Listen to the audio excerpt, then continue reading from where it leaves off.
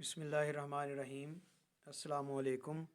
मैं सर राना इकरामुल हक आज आपको क्लास 8 के मैथ की एक्सरसाइज 4.1 का जो आगाज़ करवा रहा हूँ।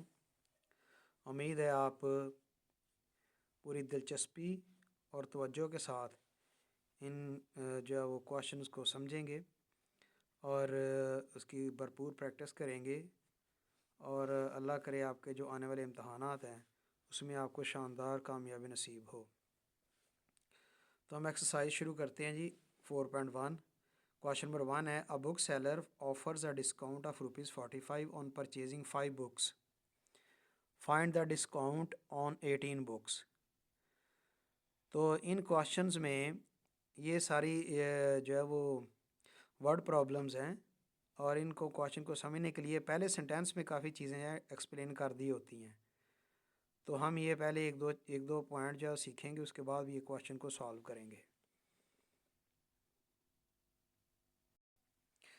अच्छा जी, हम ये एक तरीका है यूनिटरी मेथड। हम यूनिटरी मेथड भी इन क्वेश्चन को सारे क्वेश्चन को सॉल्व करने के लिए इस्तेमाल कर सकते हैं। और दूसरा तरीका है कि हम डायरेक्ट प्रोपोर्शन और इन्वर्स प्रोपोर्शन की मदद से इन क्वेश्चन को सॉल्व कर लें। तो ज़्यादा बेहतर है कि अगली एक्सरसाइज जो इस चैप्टर के आगे एक्सरसाइज आएंगी उन सब में डायरेक्ट प्रोपोर्शन यूज़ होगा या इन्वर्स प्रोपोर्शन का यूज़ होगा। तो यूनिटरी मेथड जो है वो बहुत जो है वो कम यूज़ यहाँ पे हम जो है यूनिटरी मेथड की बजाय हम ये मेथड यूज़ नहीं करते। हम डायरेक्ट प्रोपोर्शन और इन्वर्स प्रोपोर्शन के ज़रिए से क्वेश्चन को सॉल्व करते हैं। तो ये तरीका जो है इंटरेस्टिंग भी है, दिलचस्प भी है। और यूनिटरी मेथड में आपने जो है वो उसको थोड़ा सा वो चूँकि आगे यूज़ नहीं होना नेक्स्ट एक्सरसाइजेज में, इसलिए आमतौर पर काम ही करवाया जाता है। तो डायरेक्ट प्रोपोर्शन में दो चीज़ों का ख्याल रखना है। डायरेक्ट प्रोपोर्शन में ये ख्याल किया जाता है कि अगर एक क्वांटिटी या एक वैल्यू इंक्रीज़ हो रही है, इंक्रीज़ का मतलब होता है ज़्यादा, यानी एक चीज़ बढ़ रही है, इंक्रीज़ हो रही है, बढ़ रही है, तो दूसरी भी क्वांटिटी उसी लिहाज से इंक्रीज़ हो जाए या बढ़ जाए यानी ज़्यादा हो जाए, तो हम उसको कहेंगे ये डायरेक्ट प्रोपोर्शन है। और अगर फिर डायरेक्ट प्रोपोर्शन में ये भी देखना है कि अगर कोई चीज़ डिक्रीज़ हो रही है, अगर कोई क्वांटिटी डिक्रीज़ हो रही है यानी कम हो रही है, तो दूसरी भी इसी लिहाज से डिक्रीज़ हो जाए यानी कम हो जाए, तो भी डायरेक्ट प्रोपोर्शन होता है। तो डायरेक्ट प्रोपोर्शन में ये दो चीज़ें याद रखनी, इंक्रीज़ हो तो दूसरी भी इंक्रीज़ हो जाए, अगर एक डिक्रीज़ हो दूसरी भी डिक्रीज़ हो जाए। इन्वर्स प्रोपोर्शन में इससे उलट है। इन्वर्स प्रोपोर्शन में ये तरीका होता है कि अगर एक क्वांटिटी इंक्रीज़ होती है, उसकी वैल्यू बढ़ती है, तो दूसरी डिक्रीज़ हो जाए यानी वो उसकी वैल्यू कम हो जाए, तो ये इन्वर्स प्रोपोर्शन में होता है। या दूसरा तरीका ये इन्वर्स प्रोपोर्शन में ये होता है कि एक वैल्यू डिक्रीज़ हो जाए यानी कम हो जाए, तो दूसरी जो क्वांटिटी है या दूसरी वैल्यू है वो इंक्रीज़ हो जाए यानी बढ़ जाए। तो ये तरीके हम क्वेश्चन करते हुए ये साथ साथ सॉल्व करेंगे, आपको साथ साथ बताते जाएंगे। अब क्वेश्चन नंबर 1 पहले सॉल्व करते हैं। तो इस क्वेश्चन में देखें, रीडिंग हम पहले कर चुके हैं। तो एक चीज़ है, a book seller offers a discount of ₹45। तो एक वैल्यू है डिस्काउंट, वो ₹45 दे रहा है। और दूसरी चीज़ है 5 बुक्स, वो 5 बुक्स के ऊपर जो है 5 बुक्स की ख़रीदारी के ऊपर ₹45 डिस्काउंट दे रहा है। तो आमतौर पर इन क्वेश्चंस में पहले सेंटेंस जो फर्स्ट सेंटेंस है उसके अंदर डाटा जो है वो तकरीबन दे देते हैं। उसके बाद दूसरा सेंटेंस है उसमें वैल्यू जो या डाटा मालूम करना होता है या कोई क्वांटिटी मालूम करनी है वो लिखी होती है। उसके लिए या तो लफ्ज़ फाइंड यूज़ करते हैं, फाइंड का लफ्ज़ यूज़ भी कर सकते हैं। और आम तौर पर इसके अलावा जो लफ्ज़ यूज़ किया जाता है हाउ मच भी यूज़ कर सकते हैं, हाउ लॉन्ग यूज़ कर सकते हैं, हाउ मैनी, और इस तरह फाइंड और इस तरह हाउ मैनी, ये लफ्ज़ जो है दूसरे सेंटेंस के स्टार्ट में पूछ लेते हैं कि आपने ये मालूम करना है।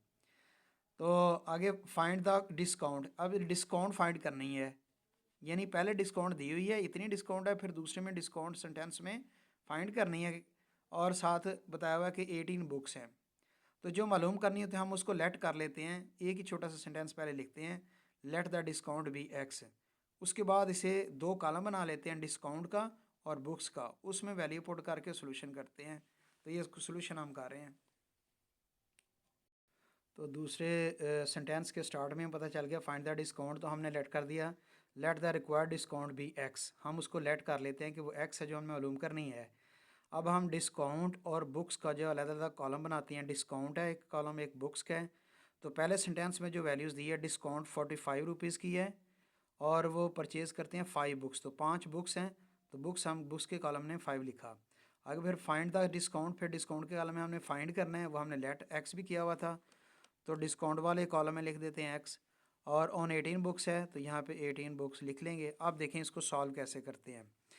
जो एक्स वाला कॉलम होता है उसमें आपने एरो का साइन हमेशा जो है वो अपवर्ड रखना है, इसको कहते हैं डायरेक्ट प्रोपोर्शन। डायरेक्ट प्रोपोर्शन में जो साइन है आपने अपवर्ड रखना है। डायरेक्ट प्रोपोर्शन जब भी आएगा उसका ये साइन अपवर्ड होगा, ये डायरेक्ट प्रोपोर्शन का है।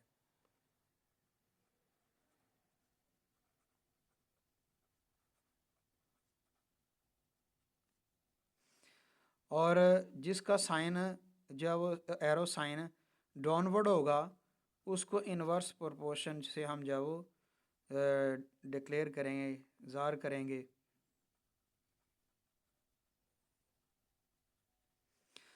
तो ये एक्स वाला आपने क्वेश्चन के स्टार्ट होते ही इसको डायरेक्ट प्रोपोर्शन में आपने शो कर देना है।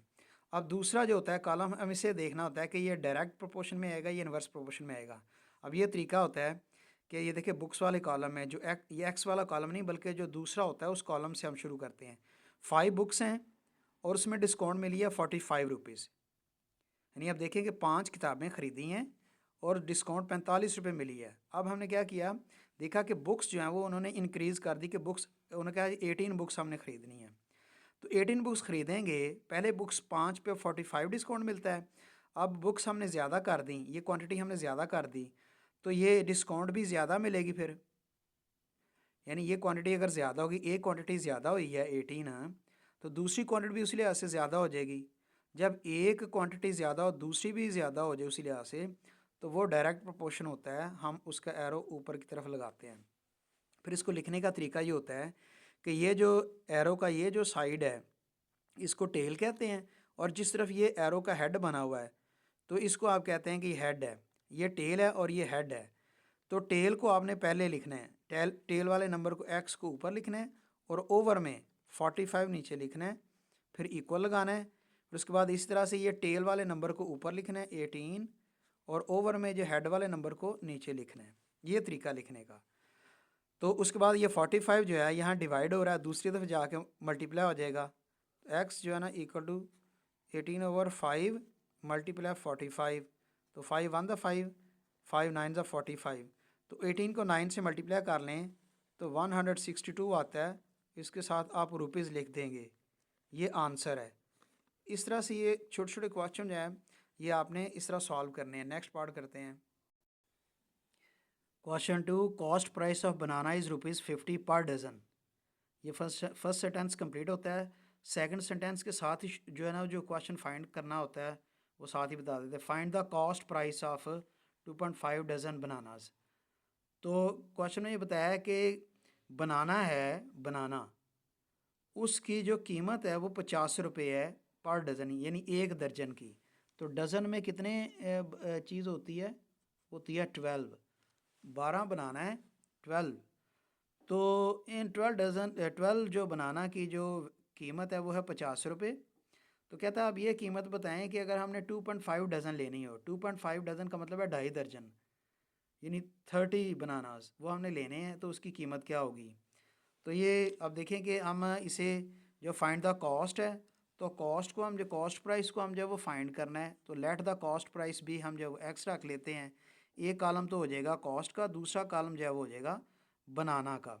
ये दोनों कॉलम को हम जब लेके सॉल्व करेंगे, देखिए जी ये cost price of banana is ₹50, तो 50 रुपीज़ जो है उसकी कॉस्ट है, तो डज़न जो है वो 12 होता है, तो बनाना 12 है।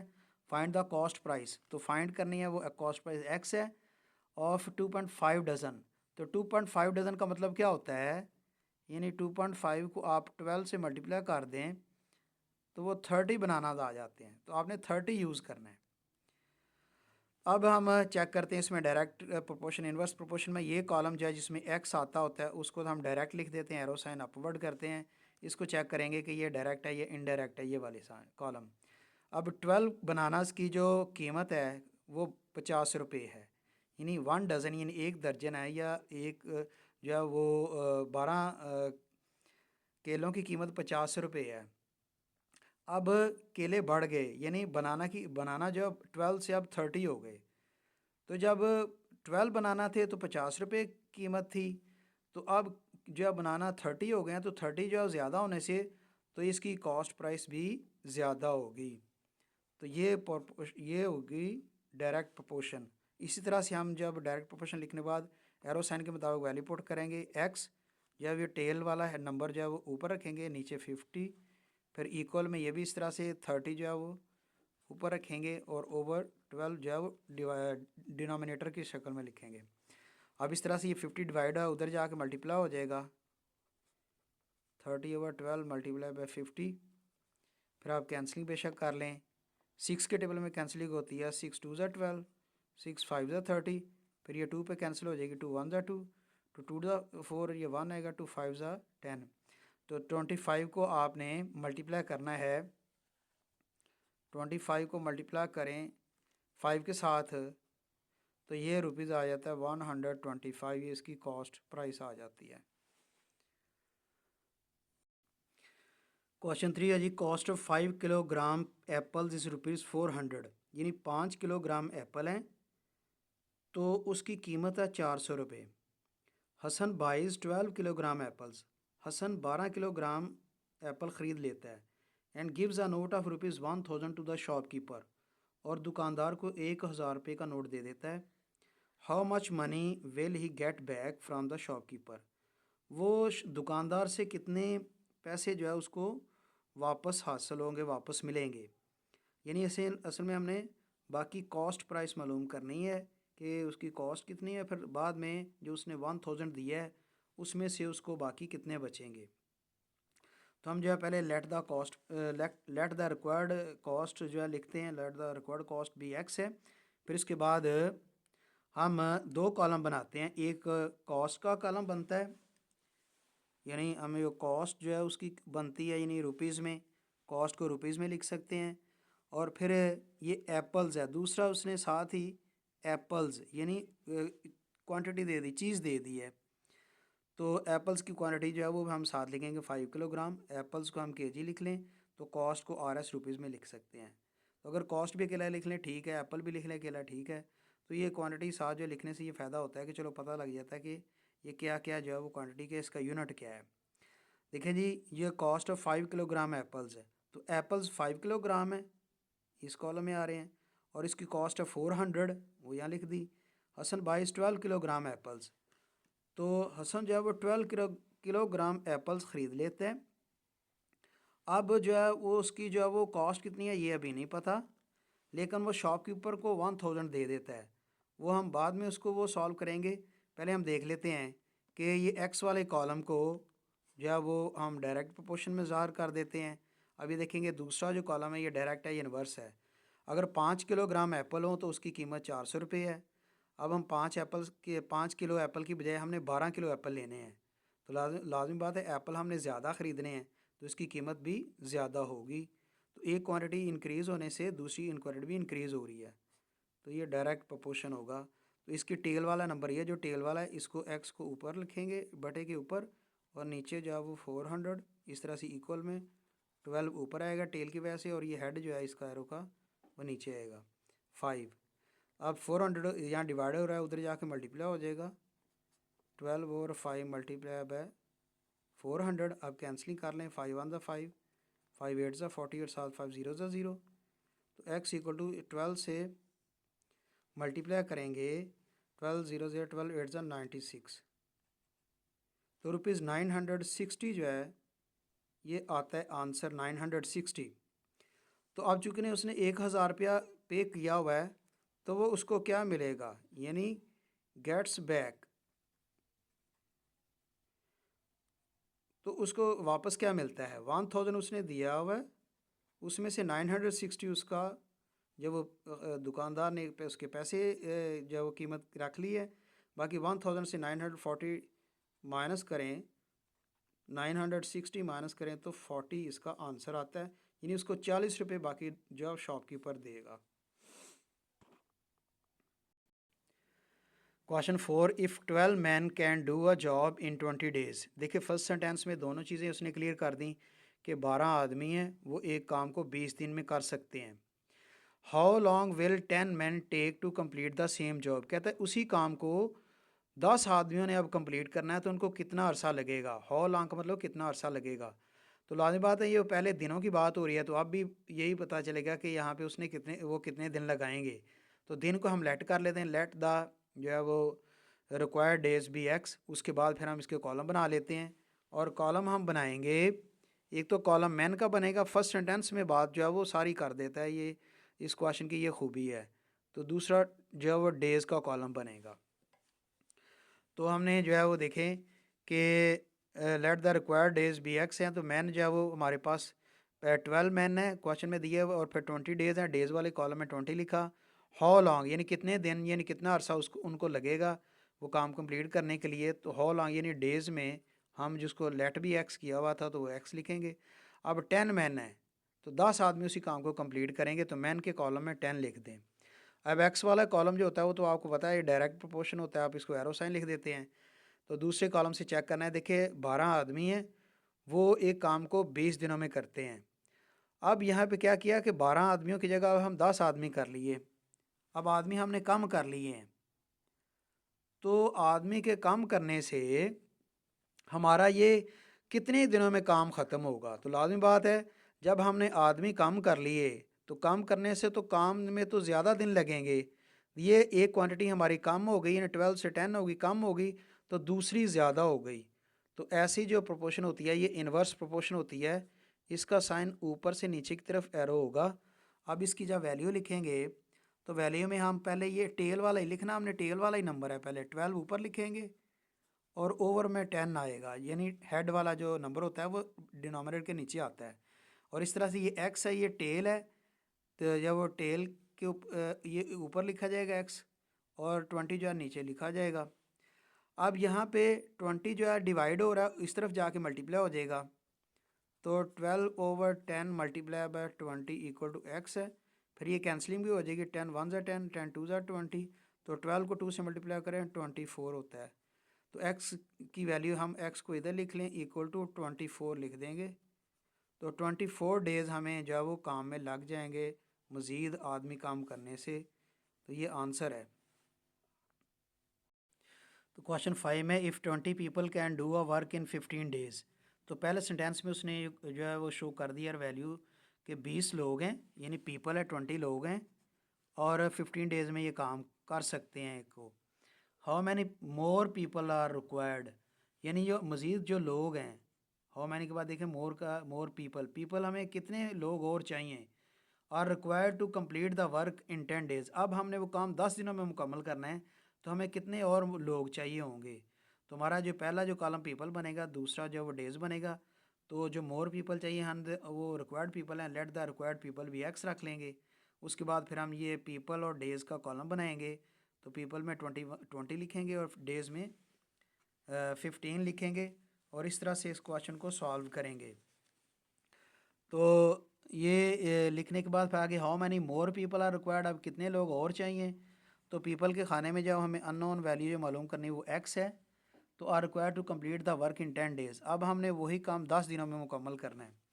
देखिए ये एक्स वाले कॉलम को तो हम जब वो कॉलम को हम कर लेते हैं डायरेक्ट प्रोपोर्शन की एरो साइन अपवर्ड। अब इसको चेक करेंगे डेज़ को हम अपवर्ड रखना है या डाउनवर्ड। तो 15 दिनों में जो काम है करते हैं लोग, तो 15 दिनों में वो 20 लोग काम मुकम्मल कर लेते हैं। अब क्या हुआ कि दिन जो है हमारे 15 के बजाय वो कम हो गए, दिन पहले से कम हो गए यानी क्वांटिटी हमने कम कर दी, जो वो टाइम कम कर दिया, 10 दिन रख दिया। तो 10 दिनों में अब वो लोगों ने काम मुकम्मल करना है और काम उतनी ही मुद्दत में पूरा, उतना ही काम जो है वो हमने जितना भी काम है वो पूरा करना है वो 10 दिनों में, पहले 15 दिनों में करना था 20 आदमी लगा के। अब यह की डिमांड है कि अब हमने वही काम 10 दिनों में करना है तो हमें और कितने आदमी लगाने पड़ेंगे यहाँ पे, क्योंकि 20 तो पहले लगे हुए हैं। तो अब हम 10 दिनों में काम यानी जल्दी करवाना चाहते हैं, 15 दिन की बजाय 10 दिनों में काम करवाना चाहते हैं। तो 20 आदमी पहले लगे हुए हैं तो अब हम 10 दिनों में काम कंप्लीट कराने के लिए हमें और कितने आदमी चाहिए होंगे वो हम यहाँ मालूम करेंगे। इसका मतलब है कि 15 से वो क्वांटिटी कम हो गई, 10 हो गए। तो ये जब कम हुए तो ये वाली क्वांटिटी जो है वो बढ़ जाएगी। तो इसलिए ये जो प्रोपोर्शन है, एक चीज़ कम होने से दूसरी बढ़ जाए, तो ऐसी प्रोपोर्शन जो है ये इनवर्स प्रोपोर्शन होती है। तो लिखने का वही तरीका है कि एक्स जो है वो टेल वाला नंबर है, ये ऊपर लिखेंगे, नीचे 20, फिर ये इस तरह से ये देखें, ये टेल वाला नंबर ऊपर वाला आएगा 15/10, यहाँ 20 डिवाइड हो रहा है तो दूसरी तरफ जाके मल्टीप्लाई हो जाएगा, तो 10 1 ज़ा 10, 10 2 ज़ा 20, तो ये 15 2 ज़ा 30 आता है, एक्स इक्वल टू 30। लेकिन हमें मोर पीपल चाहिए थे, कि मोर यानी मोर पीपल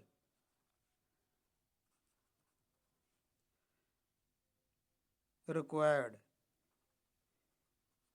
हमें जो ज़्यादा लोग चाहिए थे 30 जो है वो यहाँ पे हमने आंसर दे दिया कि वो 30 लोग जहाँ लगेंगे तो वो काम मुकम्मल होगा, लेकिन पहले 20 आदमी तो लगे हुए थे, तो हमें 30 में से 20 को माइनस करेंगे, तो 30 में से 20 माइनस किया तो 10 आया, यानी 10 लोग हमें जब वो ज़्यादा लगाने पड़ेंगे तब हमारा काम कंप्लीट होगा।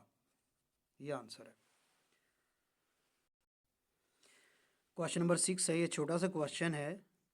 इफ़ 1 डजन एग्स कॉस्ट ₹96, कि अगर एक दर्जन, यानी डज़न का मतलब है 12, इफ़ 1 डजन एग्स कॉस्ट ₹96, कि अगर एक दर्जन अंडे हैं उसकी कीमत है 96। पहले सेंटेंस में ये दोनों बातें कर दी, यानी एक तो उसने एग्स की बात कर दी और दूसरी जो क्वांटिटी है वो है कॉस्ट की। फिर फाइंड द कॉस्ट, कॉस्ट अब हमने बतानी है। Find the cost of 8 eggs, 8 अंडों की कीमत क्या होगी। तो जो कॉस्ट हमने फाइंड करनी है उसको let the cost be x करके, फिर आगे एग्स और कॉस्ट का कॉलम बना के उनमें वैल्यू पुट करेंगे। तो वैल्यू पुट करते हुए आपने ये जहन में रखना है कि जो है वो 1 डज़न जो होती है, यानी 1 डज़न इक्वल टू 12 होता है, और जो कॉस्ट हमने फाइंड कर दी है let the required cost be x है, तो 1 डज़न 12 के होता है। आगे हमने एग्स और कॉस्ट के दो ही कॉलम बनाए, तो आप देखेंगे कि यहाँ पे 1 डज़न एग्स हैं तो 12 जो है वो अंडे हैं और इसकी कॉस्ट है 96, 96 कॉस्ट आ जाती है। आगे फाइंड द कॉस्ट, अब कॉस्ट कहता है बताएं, तो कॉस्ट वाला ये कॉलम है। तो आप देख रहे होंगे कभी एक्स इस तरफ आ रहा होता है, कभी एक्स इस तरफ आ रहा होता है, आप इससे कंफ्यूज नहीं होंगे, आप कोई मसला नहीं है। जिस तरफ भी आए क्वेश्चन का हमने डायरेक्ट प्रोपोर्शन इनवर्स प्रोपोर्शन की मदद से सॉल्व करना है। Find the cost of 8 eggs, तो एग्स हमारे पास अब उसने 8 दिए वो मालूम करने हैं। एक्स वाले कॉलम को हम जो है वो डायरेक्ट प्रोपोर्शन में कर लेंगे, अपवर्ड एरो। अब इसे मालूम करेंगे एक्स ये अपवर्ड है, ये डाउनवर्ड एरो होगा। तो 12 एग्स की जो कॉस्ट है, कीमत है, वो 96 रुपीज़ है। अब देखें 12 एग से एग कम हो गए, अब अंडे कम ख़रीदने हैं। जब अंडे कम ख़रीदेंगे तो उसकी कीमत भी कम हो जाएगी। तो यानी एक क्वांटिटी अगर कम होती है तो दूसरी भी कम हो जाए, तो डायरेक्ट प्रोपोर्शन होता है। तो इसी तरह हम इसकी टेल वाला नंबर लिखेंगे, यानी 8/12, यानी 8 जो ऊपर लिखेंगे 12 नीचे, इस तरह ये एक्स ऊपर लिखेंगे 96 नीचे। आगे हम इसको सॉल्व करते हैं,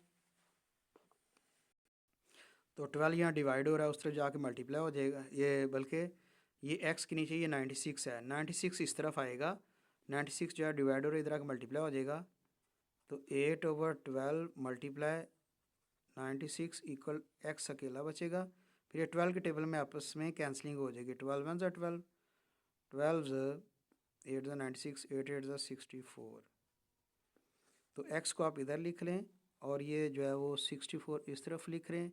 चूँकि ये एक्स जो है हमने कॉस्ट फाइंड करनी थी, तो इसके साथ जो यूनिट आएगा वो रुपीज़ आएगा। ये क्वेश्चन हमने फाइंड करना था। नेक्स्ट क्वेश्चन नंबर 7 करते हैं। क्वेश्चन नंबर 17 जो है, ये क्वेश्चन नंबर 17 इंपॉर्टेंट भी है और ये क्वेश्चन जो है वो कराने वाला भी अहम है। देखें लिखा है 18 people completed a work in 10 days. अब पहले सेंटेंस में जो क्वांटिटीज़ की ज़रूरत थी वो यहाँ पे दे दी है, यहाँ पे क्वांटिटी की तादाद ज़्यादा है। एक तो है पीपल है, दूसरा एक वर्क है और तीसरा डेज़ हैं।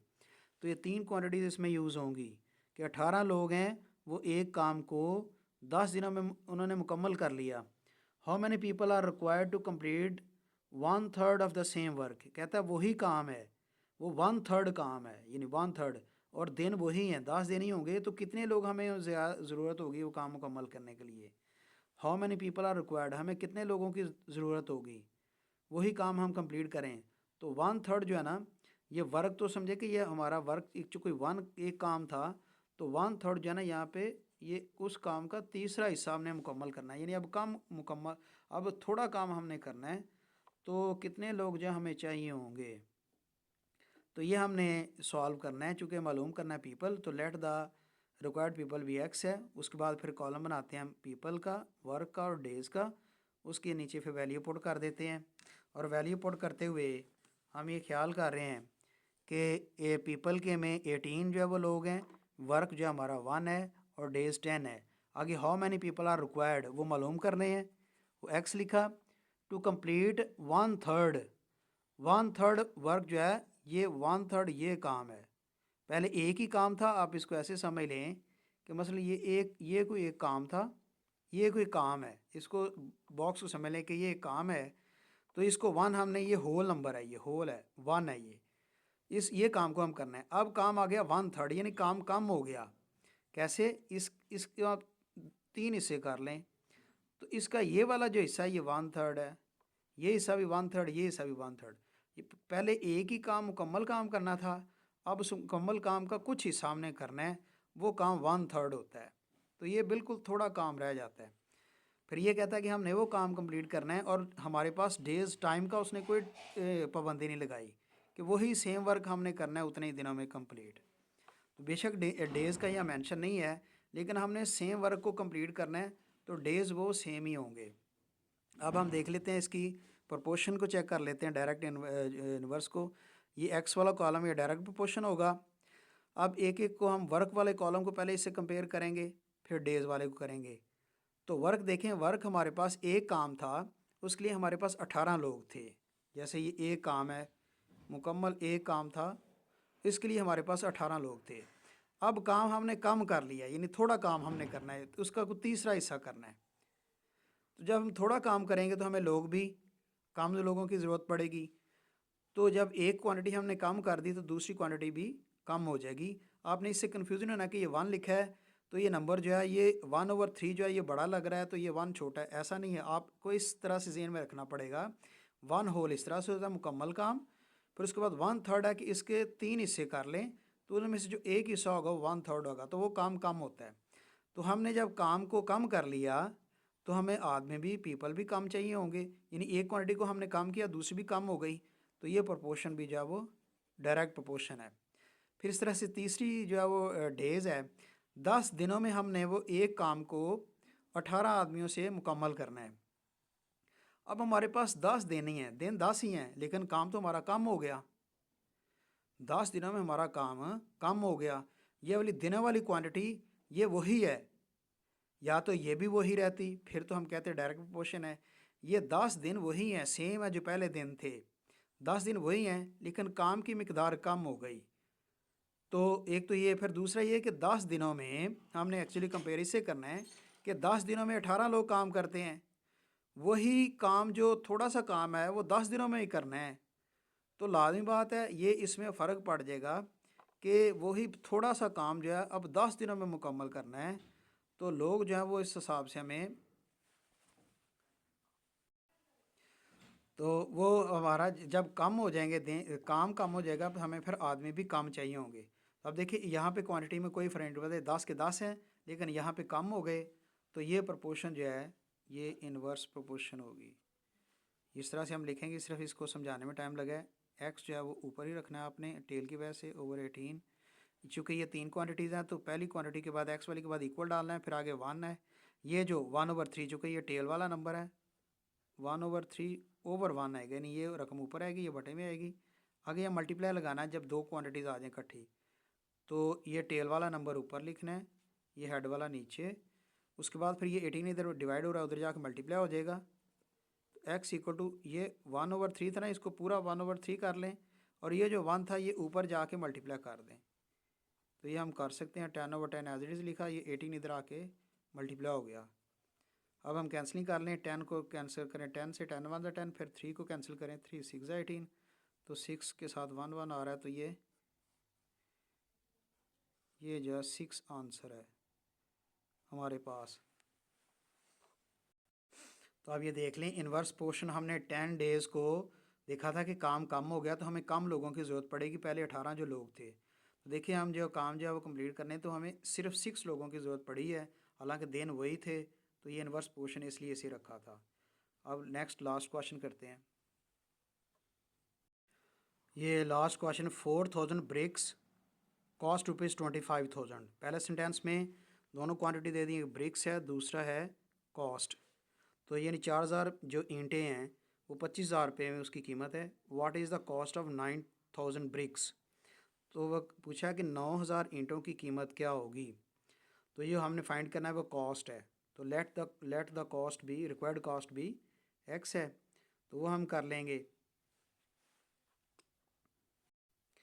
ठीक है जी। अब let the required cost be x है, आगे 4000 ब्रिक्स है, ब्रिक्स के कॉलम में 4000 लिख दिया, और कॉस्ट वाले कॉलम में जो रुपीज़ में है 25,000। आगे what is the cost of, अब कॉस्ट मालूम करनी है, तो कॉस्ट वाले कॉलम में एक्स लिख दें, ऑफ 9000 ब्रिक्स, तो ब्रिक्स जो है वो 9000 है, यहाँ पे 9000 लिख दें। अब इसे हम सॉल्व करते हैं, तो देखें ये हमारे पास डायरेक्ट प्रोपोर्शन है। तो अब यहाँ से चेक करते हैं कि 4000 ईंटें हैं, वो 25,000 रुपये उसकी कीमत है। अब ईंटें जो वो ज़्यादा हो गई, 9000 ईंटें हो गई, 4000 से 9000 हो गई। 4000 ईंटों की कीमत 25,000 है, जब 9000 ईंटें हमने ज़्यादा ईंटें ख़रीदनी है तो उसकी कीमत भी ज़्यादा होगी। यानी एक क्वांटिटी को हमने ज़्यादा किया तो दूसरी क्वांटिटी भी ज़्यादा हो गई, यानी एक को इनक्रीज़ किया दूसरी भी इनक्रीज़ हो गई। तो ये डायरेक्ट प्रोपोर्शन है। तो हम इसकी वैल्यू जो है वो इसके एरो साइन के मुताबिक लिखेंगे, 9000 ऊपर, नीचे 4000, इक्वल में ये एक्स जो है पहले लिखेंगे, ऊपर नीचे 25,000 यहाँ डिवाइड हो रहा है, इस तरह जाके मल्टीप्लाई हो जाएगा, मल्टीप्लाई 25,000 इक्वल टू एक्स। ये 3 ज़ीरो